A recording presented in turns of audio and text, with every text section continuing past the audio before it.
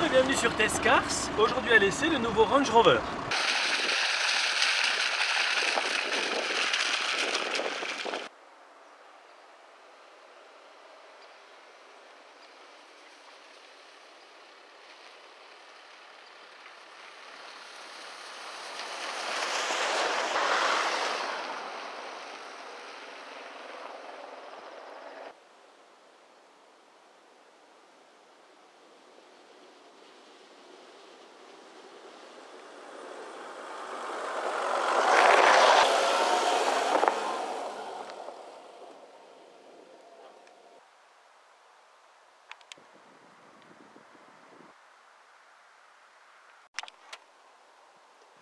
Le moteur est ici un 3 litres diesel V6 qui développe 258 chevaux et qui, bonne surprise, malgré le gabarit imposant du nouveau Range Rover, consomme en cycle, disons, mixte, moins de 10 litres au 100. Ce qui est une belle prouesse, notamment grâce aux 400 kg perdus par rapport à l'ancienne génération. Pour s'installer au volant sur un nouveau Range Rover, c'est très simple, sauf peut-être pour les maniaques qui ne veulent pas serrer les tapis. Et une fois à l'intérieur, le premier constat, c'est qu'il y a évidemment de la place, mais surtout qu'on est très bien installé et c'est confortable.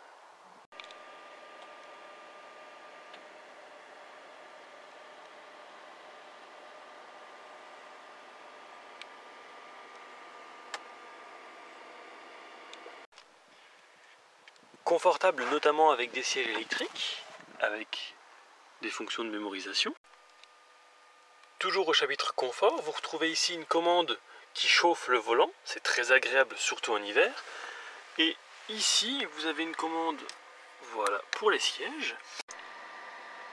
Alors les sièges sont ventilés, mais vous pouvez également choisir la zone, voilà, du siège. Et surtout chauffant. Et encore une fois, vous pouvez également choisir la zone du siège. Plus sympa, surtout lors de longs trajets, la fonction massage. Et vous choisissez le programme, donc vers le haut ou vers le bas, avec l'intensité du massage. Revenons en arrière brièvement, hop, pas trop non plus. Voilà, pour les sièges arrière, vous avez également ces commandes de sièges chauffants et ventilés. Sur cette version d'essai, donc, vous avez une boîte automatique fort appréciable avec un mode sport que l'on retrouve sur le volant, voilà, ici et là. Donc ce sont simplement les palettes au volant pour avoir une conduite un petit peu plus sportive. En dessous de la boîte de vitesse, vous avez un mécanisme qui s'appelle System Response de deuxième génération entièrement automatique et ça vous permet de sélectionner plusieurs modes. Voilà. Alors, ça c'est en jaune, mais surtout le plus important, voilà, c'est que vous voyez ça. Donc là, par exemple, je suis dans le sable, dans la boue, les ornières, l'herbe, le gravier ou la neige.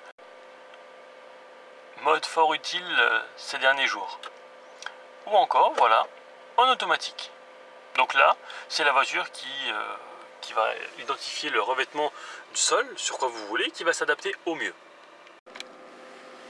Fort utile notamment pour du franchissement, un système de suspension adaptive. Donc là, il faut fixer un point à l'horizon et vous verrez que la hauteur de la voiture diminue. Et voilà, là on est à la suspension la plus basse. Je vais faire l'inverse. Donc là on a une hauteur standard.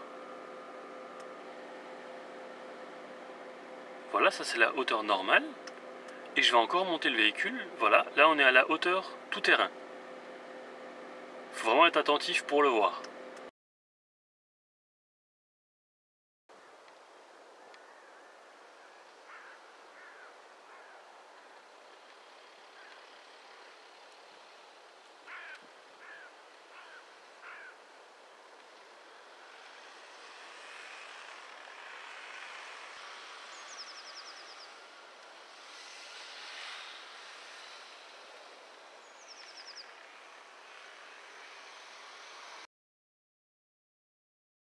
Et maintenant, on passe à l'arrière. Nous voilà donc à l'arrière pour reprendre cette console centrale avec les boutons de clim électronique et les sièges chauffants ou ventilé. Et à l'arrière, sans modifier la position de conduite, vous avez évidemment beaucoup de place et c'est tout aussi confortable qu'à l'avant. Le coffre est à l'image du gabarit du véhicule, à savoir assez impressionnant, on peut en mettre pas mal de choses. Et si vous aviez par exemple des accessoires Range Rover qui ne rentreraient pas dans un sens ou même en diagonale, vous avez sur votre droite, ici voilà, des commandes pour rabattre électriquement la banquette arrière. En 1/3, 2/3.